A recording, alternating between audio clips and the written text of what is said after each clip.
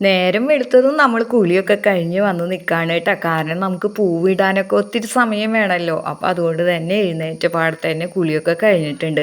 ഇനി ഉണ്ടല്ലോ നമുക്ക് കോഴിമക്കളെ അങ്ങോട്ട് തുറന്നു വിടാം. 2 ഡോറും ഇവരുടെ തുറന്നു വെച്ചിട്ടും ഒരാളും പുറത്തേക്ക് ഇറങ്ങുന്നില്ല കേട്ടോ. പിന്നെ ഞാൻ കൂളിങ് മുകളിൽ ഇങ്ങനെ തട്ടി തട്ടി കൊടുത്തപ്പോഴാണ് അല്ലിയും മറ്റു സഖാംഗങ്ങളൊക്കെ പുറത്തേക്ക് ചാടിയത് കേട്ടോ.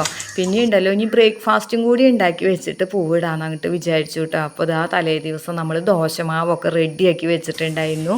ഇനി നമുക്കിതാ കടുക് ഇട്ട് കൊടുത്തും കഴിഞ്ഞ് നാളികേരം അരച്ച് വെച്ചിരിക്കുന്നത് നാളികേര ചട്നിക്ക് വേണ്ടിയിട്ട് കേട്ടോ. പച്ചമുളകും വേപ്പിലയൊക്കെ കൂടി അരച്ചത് അങ്ങോട്ട് ഒഴിച്ച് നമ്മൾ ചട്നി റെഡിയാക്കി എടുത്തിട്ടുണ്ട്.